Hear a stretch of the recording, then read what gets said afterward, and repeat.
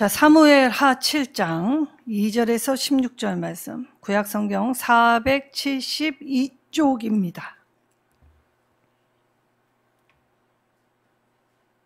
한 절씩 교독하도록 하겠습니다.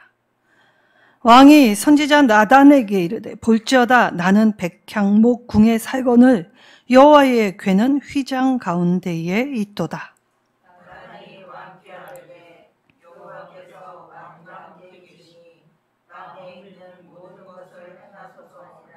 그 밤에 여호와의 말씀이 나단에게 임하여 이르시되,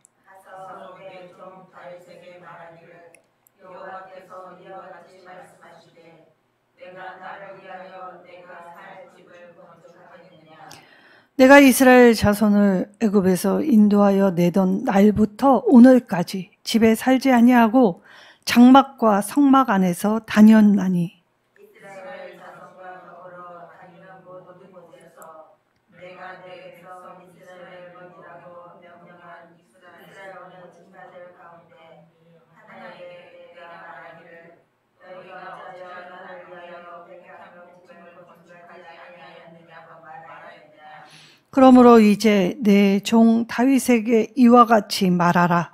만군의 여호와께서 이와 같이 말씀하시기를, 내가 너를 목장 곧 양을 따르는 데에서 데려다가 내 백성 이스라엘의 주권자로 삼고, 내가 가는 모든 곳에서 내가 너와 함께 있어 내 모든 것을 내 앞에서 멸하였은즉 땅에서 위대한 자들에게 같이 내 이름을 위대하게 만들어 주리라.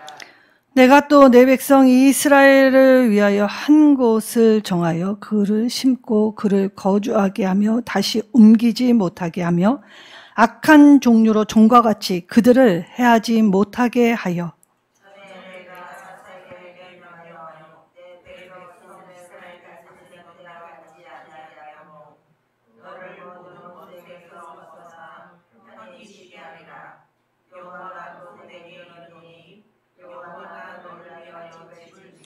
내 수완이 차서 내 조상들과 함께 누울 때에 내가 내 몸에서 내 씨를 내 뒤에 세워 그의 나라를 견고하게 하리라.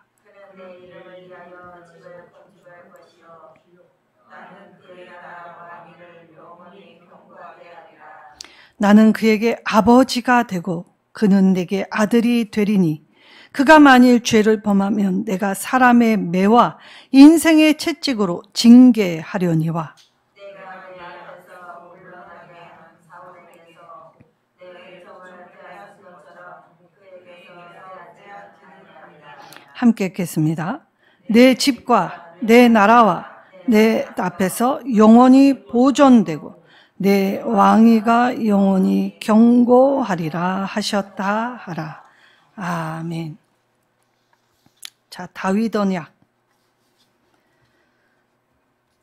하나님께서 나단을 통해서 오늘 다윗에게 언약을 주셨습니다. 자, 아브라함의 언약과 마찬가지로 이스라엘 역사에서 가장 중요한 언약의 핵심이 바로 이 다윗 언약입니다. 근데 이 다윗 언약을 오늘 저와 여러분에게도 동일하게 주신 말씀이라는 것이지요. 자, 이 다윗은 늘 사울의 추격에 쫓겨 사는 삶을 살았습니다. 자, 쫓기는 삶, 도망자 삶, 피곤하고, 그리고 한치 앞을 모르는 미래의 불투명한 불안한 염려, 근심, 걱정, 다윗이라고 없었겠습니까? 사실 다윗도 쫓겨 가다가 어디까지 갔냐? 블레셋 땅까지 쫓겨 나갑니다. 자, 블레셋의 아기스 왕에게로 잠시 몸을 의탁한 세월은 1년 4개월 남짓이지요. 이때 이 블레셋 왕 아기스의 허락을 받아 시글락에서 이 자신과 함께한 600명의 가족들이 큰 부락을 이루고 살았습니다. 근데 그것이 과연 하나님의 뜻이셨습니까? 그렇진 않았지요. 인간의 연약함은 늘 하나님의 뜻에서 어긋난 삶을 살기 마련입니다. 왜냐하면 하나님의 약속을 믿지 못했기 때문이지요. 우리는 늘 주의 말씀을 소망에 둔다라고 하지만 내 마음 깊은 곳에서는 말씀을 붙잡는 삶보다는 현실적 대안 방안을 더 추구하며 그래서 눈에 보이는 것을 따라 우리의 생각과 고집, 아집을 내려놓지 못하고 살아가기 마련입니다. 자, 다윗은 하나님 마음에 합한 자, 그리고 특별히 오늘 다윗 언약을 통하여 어마어마한 약속의 말씀을 듣게 되지요. 자, 이때 다윗이 이렇게 어마어마한 하나님의 언약을 받게 되었던 그의 삶의 태도가 무엇이었는지, 그의 광야길, 그리고 그가 왕이 되고 난 후에 이후의 행보를 통해서 하나님 마음에 어떻게 합한 자가 되었는지 살펴보려고 합니다. 먼저 이 사울 왕은 블레셋과의 전투에서 죽습니다. 자, 이때 사울이 이 마지막에 심판을 받게 될 때에 그의 상태가 어떠하였는가라고 한다면, 사울이 블레셋 근처 가까운 엔돌에 사는 신접한 여인을 찾았다라고 하지요. 자, 왕이니까 이스라엘 이 어디에도 이 왕으로서 신접한 자를 찾으면 안 됐기 때문에 블레셋 근방에 가까울 때 못 알아볼 것이라고 생각했다는 것입니다. 자, 그럼 사울은 왜 하나님을 찾지 아니하고 이처럼 엔돌의 신접한 자를 찾았나라고 한다면, 그가 하나님을 버렸기 때문입니다. 하나님을 버린 삶은 염려, 근심, 불안, 그것이 아주 끝을 달았다라는 모습을 볼 수 있지요. 자, 하나님을 떠난 사람, 인간의 전형 사울의 모습을 통해 그가 얼만큼 절박하였는가를 볼 수 있지요. 우리는 왜 이처럼 신접한 자를 찾아서 인생을 허비할까라고 하지만, 가만히 들여다보면 그 인생이 그만큼 절박했다는 것입니다. 근데 절박했는데 하나님은 말씀하시지 않습니다. 그리고 하나님께 구하여도 응답이 오지 않았지요. 어디에도 하나님은 보이지 않습니다. 어디에도 하나님의 응답함이 없었지요. 그래서 최후의 수단은 이 블레셋 접경 근방에 사는 신접한 자, 그리고 이 신접한 여인은 누구를 불렀냐라고 하면 죽은 사울의 영을 불렀다라고 합니다. 자, 위대했던 선지자 사무엘을 이 신접한 여인이 부를 수 있습니까? 이것이 또 우리의 의문이 되기도 하지요. 근데 어찌됐든 이 신접한, 이 거짓 영이라고 하여도 영들은 알 수 있습니다. 자, 예수님이 하나님의 아들인 걸 누가 제일 먼저 알아보았습니까? 귀신들이 알아봤습니다. 귀신 들린 사람들의 입을 통해 다윗의 자손, 그리고 이 땅의 구주로 오신 예수님이 하나님의 아들이신 것을 누구보다도 먼저 알았지요. 그리고 이 엔돌의 신접한 여인의 입을 통하여 자신의 말로가 어떻게 될 것인지를 알았습니다. 그런데도 하나님께 돌아오지 않았습니다. 자, 사울이 잠깐의 바른 행보를 했던 적, 통치 초기, 그때 은혜를 입은 사람들이 있었습니다. 요단 동편 땅의 길르앗 야베스 사람들. 자, 암몬 사람들에 의하여 이 멸망할 뻔한 걸 이 초대 왕이었던 사울이 암몬의 손에서 길르앗 야베스의 사람들을 구원한 일, 이때의 선행이 사울이 죽어서 보상을 받게 되는 일이 될 거라고는 생각지 못했을 것이지요. 오늘날 우리가 우리의 삶에서 작은 일, 작은 선행, 어쩌면 지금 내가 원하는 때에는 아니지만 그 선행은 하나님이 기억하시고 그리고 반드시 보상이 임하게 된다는 것입니다. 길르앗 야베스의 사람들은 이때 사울뿐만이 아니라 왕자 셋 모두가 죽게 되었을 때에 이들의 시신을 걷어서 이 7일 동안 애곡을 하고 그리고 장사를 지내주게 됩니다. 사울의 발랐던 시기에 행했던 선행이 그가 죽어서 보상을 받게 되었다라는 걸 깨달을 때 오늘 우리는 살아서 선행을 하는 것을 주저하지 않고 부지런히 행해야 할 것입니다. 언젠가 내가 한 그 선행이 내 품으로 돌아올 수 있다는 것을 기억하라는 말입니다. 자, 그리고 다윗은 이제 이 고단한 광야의 이 도망자의 삶을 건 20년간이나 지내오게 되었지요. 쉽지 않은 세월이었습니다.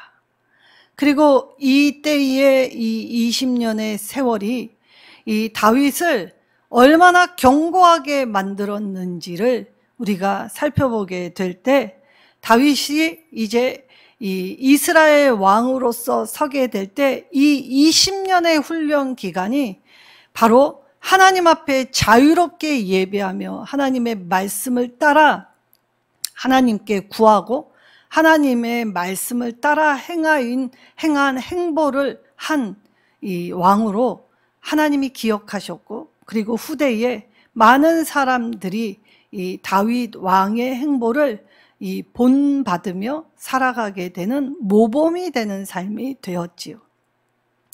자, 먼저 그가 이때 왕으로 서게 될 때에 이스라엘은 사울 왕이 죽자 이 이스라엘 안에 내란이 일어납니다. 자, 뭐 우리나라도 지금 체제 전쟁 중이라는 표현을 하죠. 우리 사람들이 사는 세상에는 전쟁 여기저기 비일비재하게 일어납니다. 자, 작게는 사람과 사람 사이에서도 전쟁이 일어납니다. 자, 이념 전쟁, 사상 전쟁, 철학 전쟁, 그리고 우리 안에서 사람과 사람 사이, 그리고 영적 전쟁, 그리고 제일 중요한 전쟁은 바로 내 안에서 일어나는 내 자아로 인한 전쟁입니다. 하나님이 어떤 전쟁은 늘 리스크가 있죠. 그때 이 제일 주의해야 될 전쟁은 바로 내 안에서 일어나는 전쟁을 주의하라고 합니다. 그래서 신앙생활은 내 안에서 전쟁이 일어날 때에 그 내 안에 만들어진 신, 내가 하나님의 이름을 교묘히 이용하고 또 하나님의 이름으로 행하는 것 같이 하면서 스스로 착각하고 오해하고 이런 것들을 바로 잡아 주시지요. 자, 그리하여 북쪽은 이 사울의 아들, 살아남은 아들이었던 이스보셋과 군대장관 아브넬과 함께 이 북쪽을 다스리게 되었고, 그리고 다윗의 지파였던 남유다는 이제 블레셋에 망명되어 있던 다윗을 불러 유다를 통치하게 만들었습니다. 그래서 다윗은 유다에서 7년 6개월의 왕으로서, 부분적인 왕으로서 통치를 시작하지요. 근데 이때 이 이스라엘의 내란이 다윗의 왕위를 견고히 세우는 일이 될 거라고는 누구도 생각하지 못했습니다. 그래서 이 내란으로 인하여 이 북과 남이 나누어지기 시작했지요. 그리고 나서 이 다윗이 이 남쪽의 이 헤브론에서 왕이 될 때에도 하나님께 먼저 묻습니다. 다윗은 늘 기도했던 사람입니다. 무슨 일을 하던 항상 하나님께 묻고 시작하고 묻고 행하고 묻고 나서 그 일을 잘 했는지를 돌아보았죠. 그래서 항상 하나님을 찾고 만나고 하나님께 구하고 응답받았던 사람이라는 것입니다. 그러니까 즉 하나님 중심으로 살고 하나님의 뜻을 묻고 하나님 뜻만 간절히 찾은 사람, 그래서 하나님 마음에 합하였다라는 소리를 듣게 되었다는 것입니다. 블레셋에서 남유다의 헤브론으로 올 때도 다윗은 유다로 올라가리까 라고 기도할 때 하나님의 응답을 받고 갔습니다. 자, 그리고 나서 이 남과 북의 내란이 종식됩니다. 그때에 사실 사울의 아들 이스보셋과 군대장관 아브넬이 이 왕은 이스보셋 같았지만 실상 누가 뒤에서 이 왕을 조종하며 일했습니까? 바로 이 아브넬이었습니다. 그러니까 실상 명목상은 왕이지만 하나도 힘을 발휘할 수 없는 꼭두각시 왕. 그러니까 북쪽은 사실 이 힘과 이 능력을 발휘할 수 없는 상태였다는 것이죠. 그리고 남쪽은 비록 소규모였지만 다윗과 함께 든든히 세워지는 중이었습니다. 자, 이때에 이 여러 과정 중에 다윗의 군대 장관 요압이 자신의 동생을 죽인 원한을 이 북쪽의 군대 장관 아브넬을 죽일 때에 갚아버립니다. 그러면서 북과 남의 이 합한 통치 왕으로 다윗이 세워지게 됩니다. 자, 이때 다윗이 이 북쪽의 아브넬이 죽었을 때에 사실 자신의 원수 대적 아니었습니까? 근데 이 대적의 죽음을 기뻐하지 않습니다. 그래서 다윗이 베옷을 입고 이 아브넬의 죽음을 애도하는 모습을 보이게 될 때 북쪽의 사람들이 감동을 받았습니다. 그리고 나서 이 다윗에게 우리는 한 고륙이다 라고 하며 우리를 다스려 달라 라고 얘기하죠. 당신을 우리 이스라엘의 목자 그리고 주권자로 이 여겨 삼겠다. 우리의 왕이 되어달라라는 요청을 받게 됩니다. 자, 사람의 마음을 얻는 일이 무엇이었습니까? 바로 감동을 주는 일이었다는 것입니다. 이때 무엇으로 감동을 주었습니까? 원수가 망하게 된 걸 기뻐하지 않았다는 것입니다. 다윗은 비록 자기를 반대하고 자기를 힘들게 한 대적일지라도 그의 죽음을 애도했던 사람이었다는 것이지요. 겉으로 쇼맨십, 그럴듯한 모양을 한 게 아니라 진심으로 했다는 것입니다. 자, 사람들은 다 압니다. 가짜로 하는지 진짜로 하는지. 그래서 이 다윗의 행보의 감동이 남과 북의 왕으로 등극할 수 있는 기반이 되었지요. 자, 이때 이 정세가 불어나면 약삭빠르게 행동하는 사람들이 생겨납니다. 자, 다윗은 사울이 죽고 난 후 3일째 되는 날에 이 사울과 그의 아들들이 죽었다는 소식을 한 소년에 의하여 듣게 됩니다. 자, 아주 발빠르게 재빠르게 판단하여서 내가 이때에 붙으면 유익이 되겠다라고 다윗을 찾아왔던 사람들이 있지요. 그리고 그들이 가져온 정보는 진짜였습니다. 그런데 그 정보를 들을 때 다윗은 그들의 정보에 현혹되지 않았습니다. 자, 이 사울과 그의 이 아들 왕자들이 죽었다는 소식을 의기양양하게 들고 왔던 이 청년, 그리고 자기가 하지 않은 것인데 마치 자기가 한 것처럼 이 치세의 업적을 자랑할 때 다윗은 그 소년을 죽여버립니다. 그리고 이 아브넬이 죽자마자 북쪽에 남아있던 이스보셋을 죽였던 이 간신들 레갑과 바아사가 있었지요. 그래서 이 레갑과 바아사가 자신의 죽음을 마치 떠벌리며 자기가 죽었다. 그래서 나는 다윗 편이다 라고 이야기한 이 사람들도 죽여버립니다. 왜냐? 주군을 함부로 죽였기 때문이죠. 다윗이 광야에 20년에 당하는 세월 동안 무엇을 하였습니까? 하나님이 기름 부은 자를 내 손으로 해할 수 없다. 그래서 얼마든지 사울을 죽일 기회가 몇 번이나 있었음에도 불구하고 이 마음으로 비록 대적이라고 하여도 내가 돌아가고 힘들게 갈지라도 하나님이 원하시고 기뻐하시지 않는 일이라면 내가 행하지 않겠다. 그래서 그 바른 길, 세상 사람들의 눈에는 답답해 보이는 일입니다. 아니 기회가 왔는데 기회를 선용하지도 않는 일, 참 답답한 행보를 가게 되었지요. 그래서 두 번째, 다윗은 약삭빠르게 움직이는 사람들에 의하여 자신이 하는 일에 휘둘리지 않습니다. 중심을 잡았다는 말입니다. 그리고 세 번째, 다윗이 이제 왕으로 되면서 제일 먼저 한 일은 예루살렘에 있는 이 예루살렘 성을 탈환하는 일이었습니다.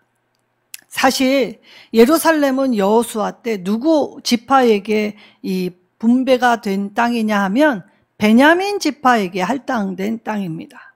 근데 베냐민이 이 당시에 가나안 족속 중에 여부수 족속의 강성함으로 이 땅을 점령하지 못한 실정에서 다윗이 나서서 이 땅을 점령하여 이곳을 다윗성이라 명명하고 수도로 삼았지요. 자, 이것이 왕의 첫 행보에서 아주 중요한 사건이 됩니다. 왠지 아십니까? 자, 왕정 시대를 맞이하였다고 하지만 사울은 왕권을 강화하기 위해 공포 정치, 그리고 때로는 자기에게 유익이 되는 사람들만 가까이 하며 나아갔지만 실상 사울은 그랬기 때문에 이스라엘의 힘 있는 지파에 의해서 늘 휘둘릴 수밖에 없었습니다. 그러니까 다시 말하면 왕권을 강화할 수 없었지요. 자, 여호수아 시대, 사사기 시대 우리가 살펴보면서 무엇을 알 수 있었습니까? 특별히 인구수가 많고 그리고 능력이 있는 지파에 의해서 소수 약자 지파들은 실상 목소리조차 낼 수 없는 실정이었습니다.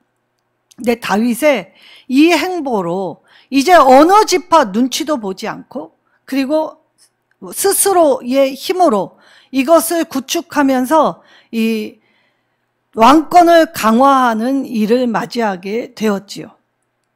그래서 어떤 지파의 영향을 받지 않고 이스라엘을 다스릴 수 있는 기틀을 마련하게 됩니다. 자, 비록 더디일지라도 다윗은 한 걸음 한 걸음 걸어갔습니다. 그 한 걸음이 자신의 결국을 자유롭게 하는 일이다라는 것을 오늘 다윗의 행보를 통해 볼 수 있죠. 자, 우리 정치에 관한 일들을 보면 야, 이게 있을 수 있는 일인가?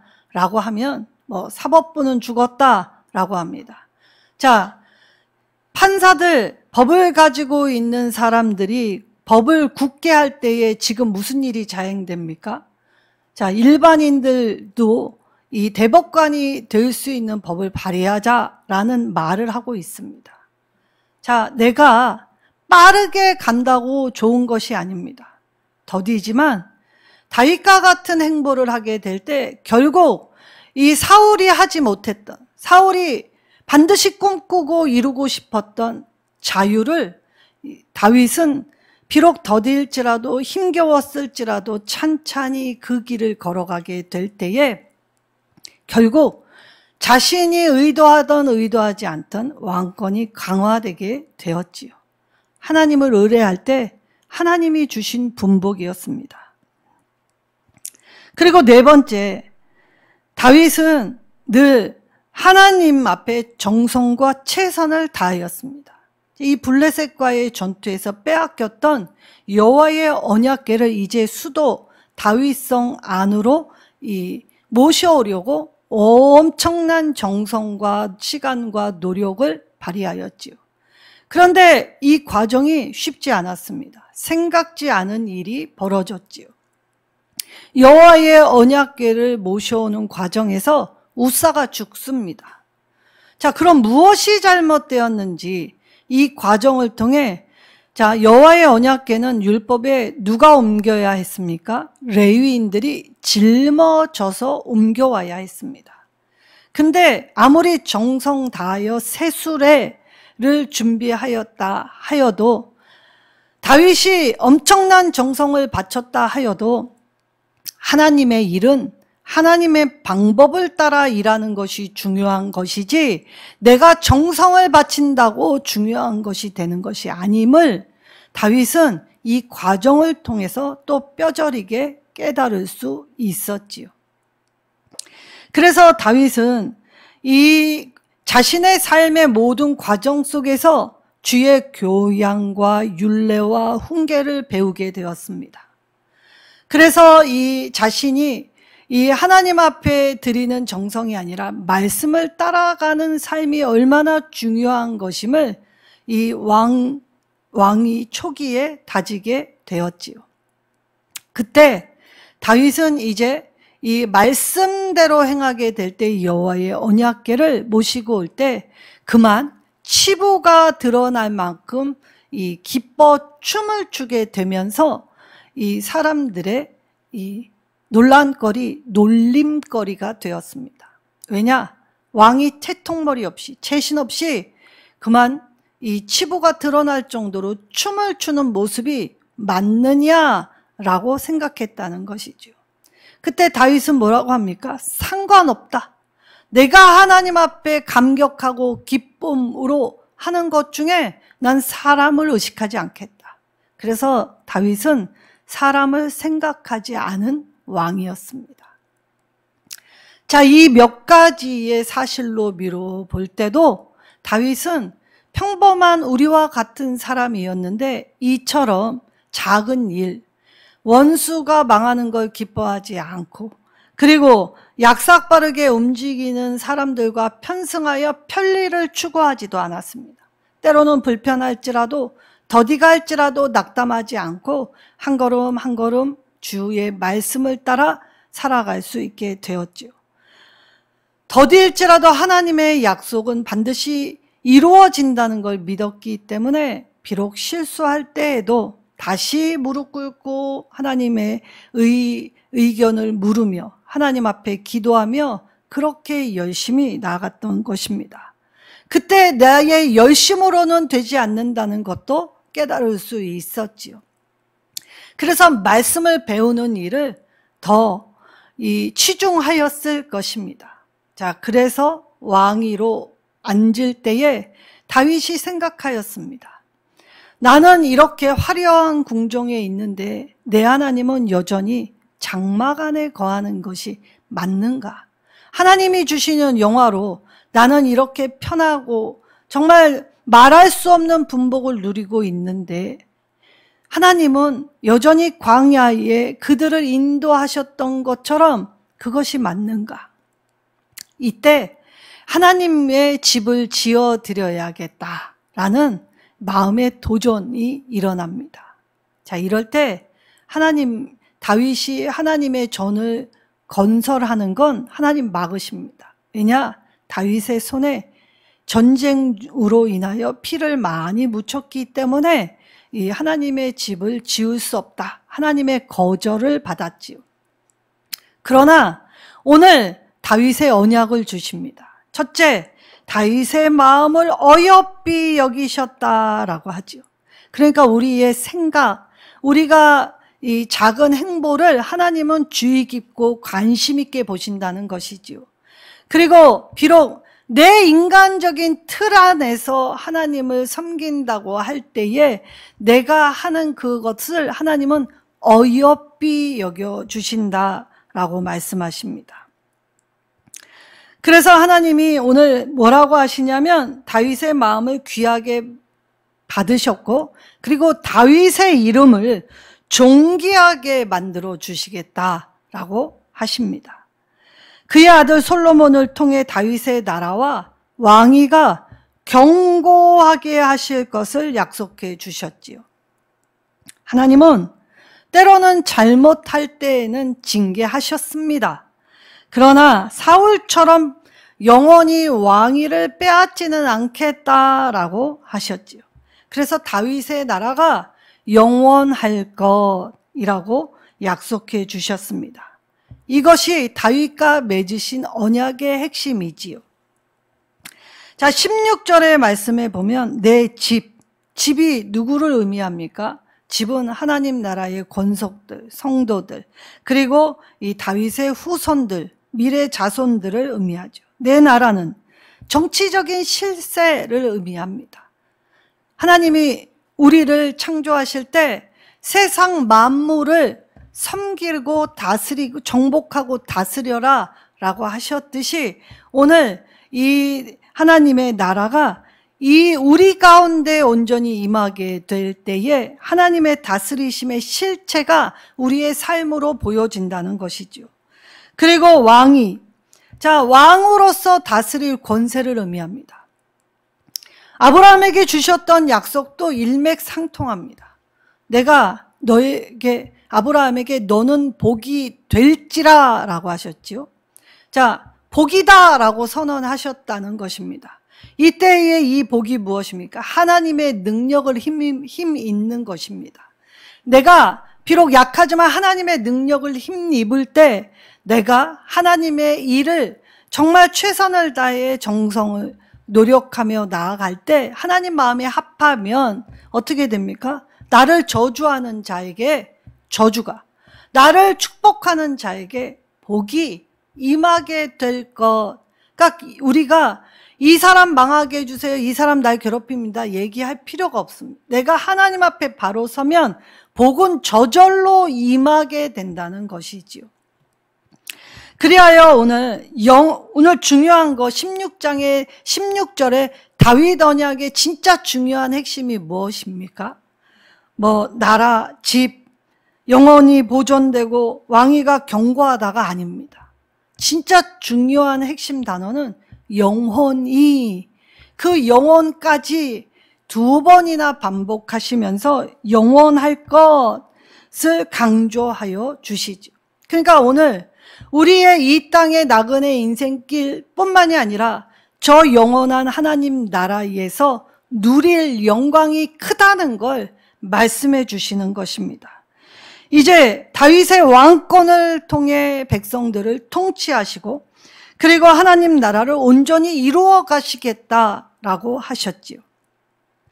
오늘 저와 여러분을 데려다가 이제 이 세상의 주권자로 삼으십니다. 그래서 우리는 하나님 나라의 왕노릇하리라 라고 말씀해 주셨지요. 그리고 내가 가는 모든 곳에서 9절의 말씀과 같이 너와 함께 있어. 예수님은 임마누엘로 이 땅에 오셨습니다. 나와 함께 하시려고. 너와 함께 있어 내 모든 원수가 내 앞에서 멸하였은즉 두려워할 필요가 전혀 없다는 것이죠. 염려 근심할 필요가 전혀 없다는 것입니다. 땅에서 위대한 자들의 이름같이 내 이름을 위대하게 만들어 주리라. 자, 사람은 죽어서 이름을 남긴다고 합니다. 이때의 이름은 업적을 의미하죠.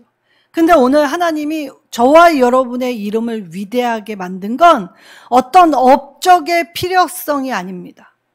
자, 창세기의 계보들을 보면 자, 오히려 가인의 후손들이 업적을 남겼습니다. 음악하는 자, 목축하는 자, 그리고 이 금은 동초를 단련하여 재련하는 자. 수많은 업적하는 사람들은 세상 사람 가인의 후손에서 나왔죠. 그런데 이 하나님의 후손들은 무엇을 했습니까? 누가 누구를 낳고 몇 년 동안 살았다. 고작 그 내용입니다. 그러니까 삶 안에서 자식을 낳으며 그 믿음의 계보를 이어갔다는 것이죠. 그때 하나님은 세상 업적보다 자녀에게 믿음의 유산을 이어준 그 평범한 삶을 하나님은 위대하게 기억하셔서 하나님의 생명책에 이름을 기록해 놓으셨다는 것입니다. 저와 여러분의 이름도 하나님 나라에 기록되어 있습니다. 근데 삭제될 수도 있지요. 한 번 기록됐다고 영원한 것이 아닙니다. 그러니까 우리는 이 내 이름을 위대하게 하리라 라고 하실 때 그 하나님 나라에 하나님 가슴에 새겨진 내 이름, 그 얼마나 위대하고 보배롭고 존귀한 일이겠습니까? 여기에 나를 심고 거주하여 옮기지 못하게 내 삶의 모든 순간, 삶의 모든 자리, 관계 하나님이 보장해 주신다고 하십니다. 자, 내가 흐트러난 관계를 하나님이 다시 이어붙여 주시고 내가 몹쓸게 만드는 걸 하나님이 다시 세워 주십니다. 그리고 악한 것이 해하지 못하게 하신다라고 10절에 말씀하시죠. 하나님이 우리를 다스려 주실 때에 11절에 원수들에게서 벗어나 편히 쉬게 된다라고 하십니다. 그러니까 내가 염려, 근심, 걱정했던 모든 곳에서 노임, 자유롭게 하시죠. 진리가 너희를 자유케 하리라 라고 말씀하셨습니다. 그리고 12절에 뭐라고 하십니까? 내 수완이 차서, 그러니까 내가 하나님이 주신 그 연수 안에서 하나님께 참되게 예배함으로 끝까지 하나님의 사람이 되어 하나님의 부르심 앞에 평안히 가는 분복, 그래서 죽음을 준비하고 잘 죽는 우리가 되게 될 때에 하나님은 오늘 내 왕위가 영원히 견고하게 된다라고 하시죠. 왜냐? 하나님이 나의 산성, 피난처, 요새, 반석이 되어주셨기 때문입니다. 그때 14절에 아버지가 되어주신다고 하죠. 아버지 품에 안겨있는 자녀의 자신감, 근자감, 누구도 어찌할 수 없습니다. 빛나지요.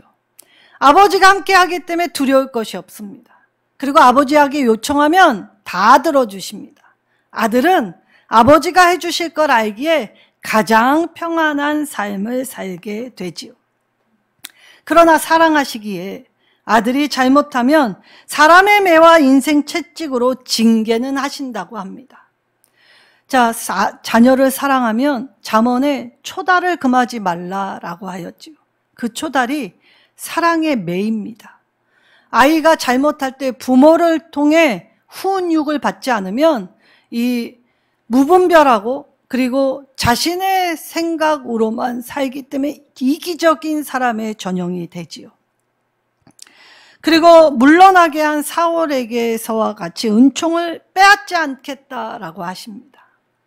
저와 여러분이 비록 잘못한다 하여서 사람의 매와 인생 채찍으로 때로는 훈련을 받을 때도 있지만 저와 여러분을 포기하지 않으신다.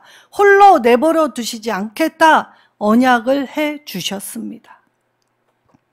오늘 영원히 보존되고 영원히 견고하게 하실 이 말씀이 이 나라와 이 민족과 우리의 교회와 우리의 가정과 우리 성도 한 사람 한 사람에게 임하였습니다.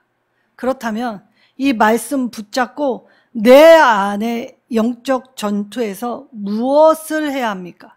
내 자아를 갈고 닦아야죠. 하나님의 쓰심에 합당하게 내 믿음의 태도를 바꾸어서 하나님과 동행하는 하나님의 멋진 자녀들이 되어야겠습니다. 저는 요즘 하나님 앞에 멋진 자가 되고 싶은 소망이 생겨 기도 중입니다. 하나님, 막과 멋을 내는 사람이 되게 해달라고.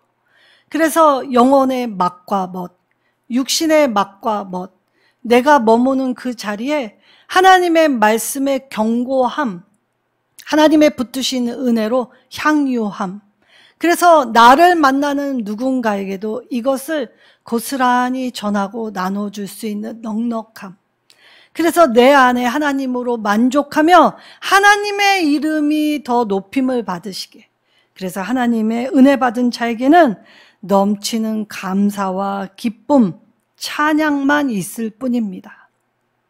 어떠한 상황 속에서도 오늘 우리가 하나님 주시는 은혜를 구하며 찬양과 기쁨과 감사가 넘치는 한 주가 되시기를 예수님의 이름으로 축원합니다.